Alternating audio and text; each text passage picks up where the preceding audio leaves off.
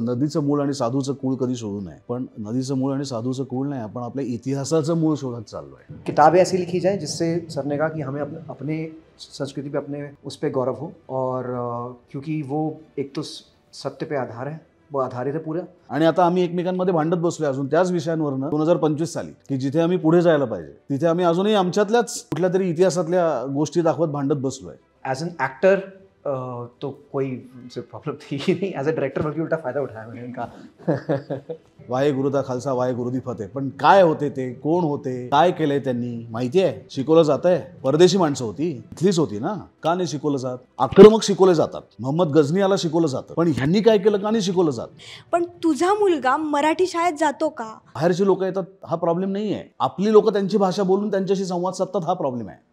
बच्चों को या टीचर्स जो लोग हैं उनको क्या मतलब क्या बोलना चाहेंगे? आता काय झालंय की आता सगळ्याच मराठी शाळाच इंग्लिश मीडियम मध्ये ट्रान्सफर झाल्या. नमस्कार, मी नुपूर अष्टपुत्रे, दैनिक बोंबाबोंबमधून, आणि आज आपल्यासोबत सुबोध दादा आहे. तो त्याचा नवा कोरा ही स्टोरी ऑफ इतिहास हा हिंदी चित्रपट घेऊन आलाय. कसा आहे दादा? मी मस्त, आणि चित्रपट त्याहीपेक्षा जास्त मस्त. सुबोध दादा, एक वेगळा विषय आहे एकदम, आणि एकदम पिक्चरचं सिनेमाचं टायटलही वेगळं आहे, तर त्याच्याबद्दल थोडं सांगशील?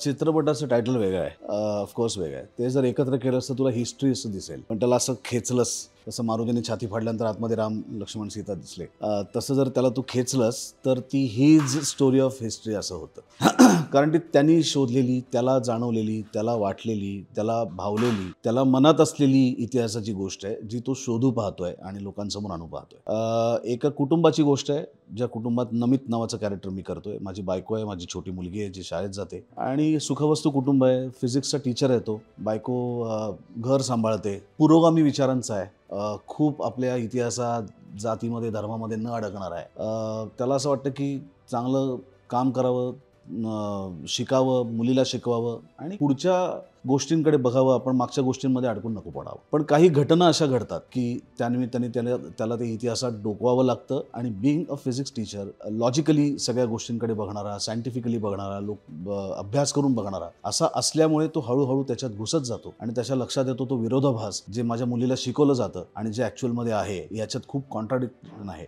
आणि तो ठरवतो की ह्याच्यावरती RTI करायचं, एज्युकेशन डिपार्टमेंटला विचारायचं, आणि तो त्याचा लढा सुरू करतो. आता या लढ्याला यश मिळतं का नाही मिळत, मला असं वाटतं हे चित्रपट बघितल्यानंतर. सिनेमा के दिग्दर्शक मनप्रीत सर है अपने सोबत. हेलो सर, आपको कैसे लगा सुबोध सर के साथ काम करके? बहुत अच्छा, बहुत सीखने को मिला, और कुछ चीज़ें ऐसी थी कि एक वो सीन था, एक टीज़र में निकाला है जहाँ पे ये अपनी बच्ची को थोड़ा डांटते हैं, वो जो टीज़र में था ना, वो वहाँ पे लाके, वो सीन मुझे पता नहीं था कैसे मैं करूँ, बिकॉज मैं बहुत ज़्यादा स्ट्रेस हो गया था. तो सर ने कहा रुको मैं बताता हूँ कैसे करता हूँ. तो एक डायरेक्टर के होने का फ़ायदा होता है, इन सर का एक्सपीरियंस काम आता है हमारे लिए भी. वो सीन बहुत अच्छी तरीके से निकल के आया. तो जब कोई एक्टर जिसका एक डायरेक्टर बैकग्राउंड भी हो, तो उससे मुझे बहुत ज़्यादा एडवांटेज मिल जाता है.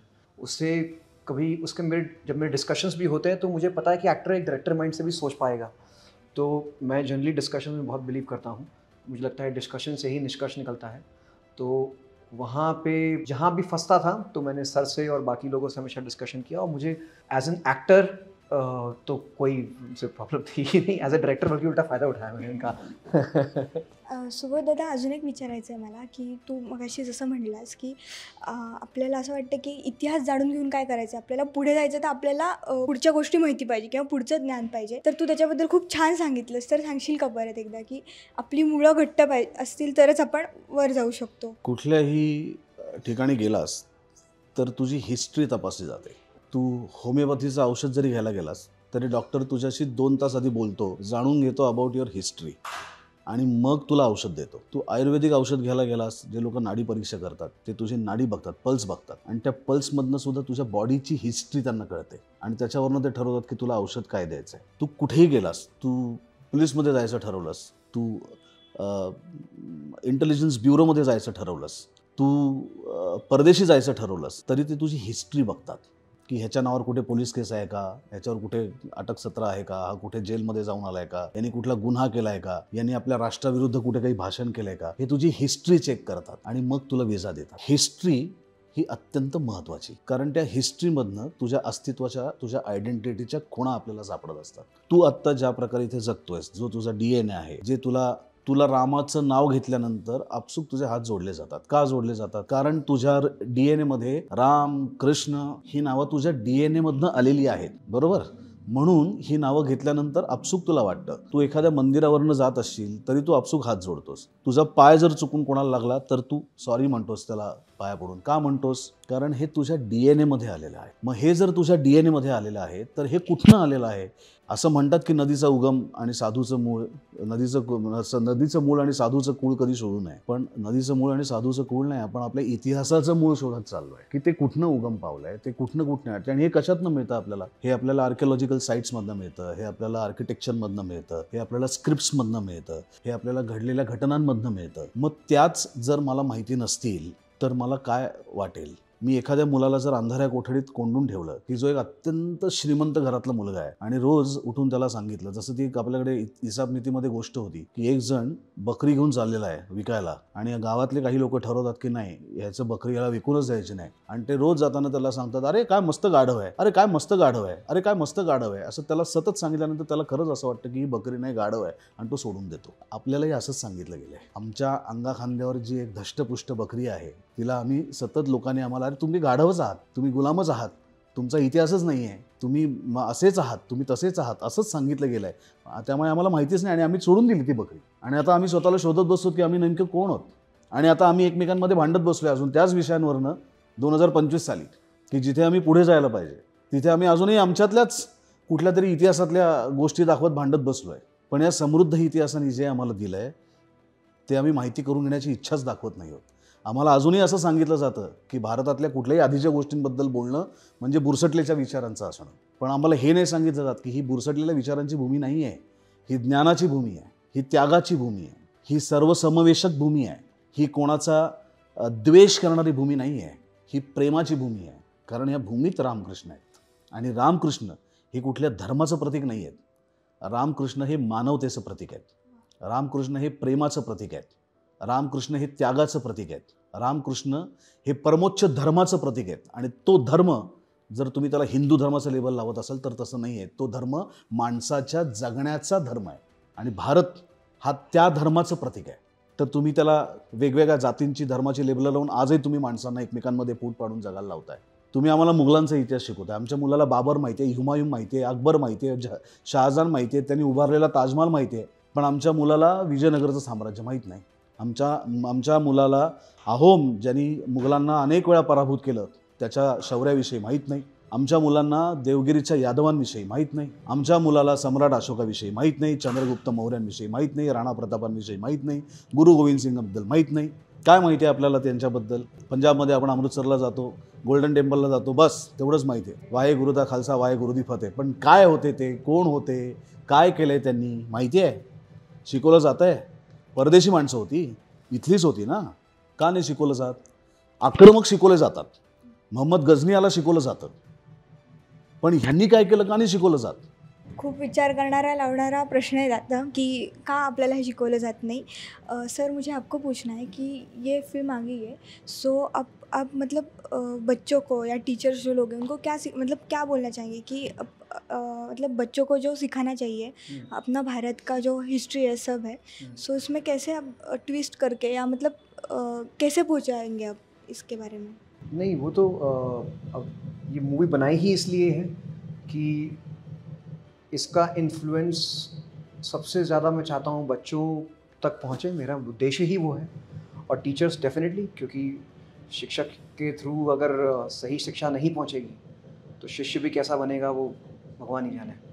तो इसलिए ये मूवी का पूरा उद्देश्य ही है कि टीचर्स को भी, अगर जैसे बहुत सारे टीचर्स होते हैं उनको, मैं जानता हूँ कुछ टीचर्स को शायद पता भी होगा कि जो पढ़ा रहे हैं वो उसमें बहुत गड़बड़ है, बट क्योंकि ऑब्वियस बात है एक जॉब की अपनी एक नेसेसिटी होती है तो उनको वो करना पड़ता है. बट जैसे मैं जानता हूँ मेरी हिस्ट्री, मेरी कुछ एक टीचर थी मेरी, उन्होंने बोला कि कुछ किताब में लिखा हुआ था, तो वो बहुत बहुत दिलेर वो टीचर थी. एक कोई चीज़ लिखी हुई तो उन्होंने बोला ये चीज़ को ठीक है एग्ज़ाम में लिख देना, जस्ट बाकी चीज़ को ज़्यादा तवज्जो मत देना उसको.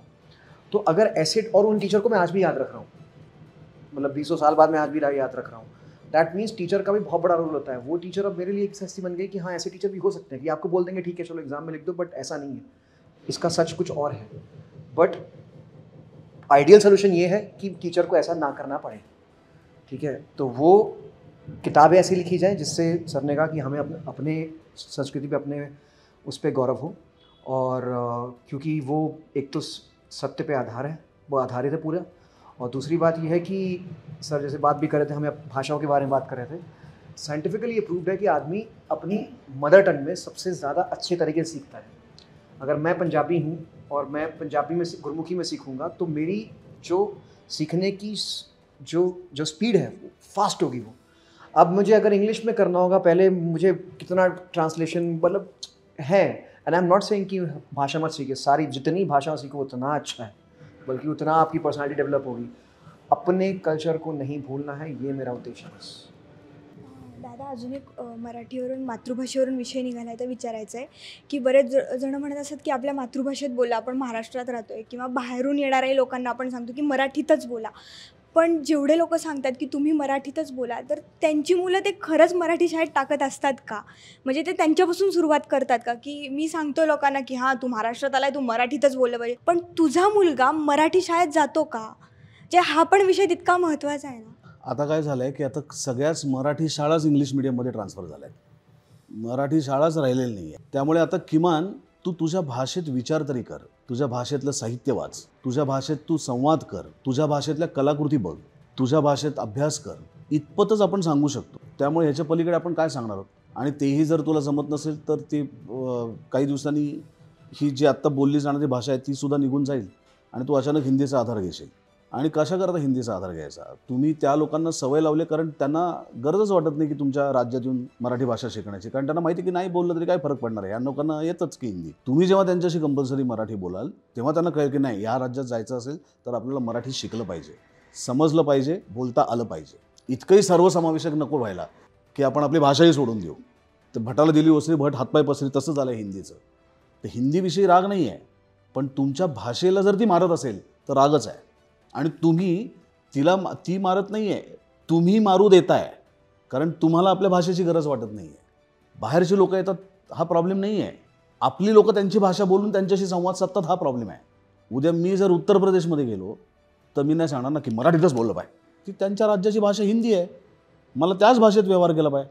उद्या जर मी गुजरातमध्ये गेलो, नाही मी मराठीतच बोलणार, नाही बाबा, गुजरातची भाषा गुजराती आहे, ती मला शिकली पाहिजे, ती मला आली पाहिजे. तशीच महाराष्ट्राची भाषा मराठी आहे, तर इथे मराठीत बोलली गेली पाहिजे. इतकं सोपं आहे. दादा, तुम्हाला खूप खूप शुभेच्छा. आम्ही प्रत्येक पाल्यांनी आणि त्याच्या पालकांनी हा सिनेमा जरूर जाऊन बघावा, आणि दैनिक बोंबाबोंबच्या प्रेक्षकांकडनं खूप शुभेच्छा.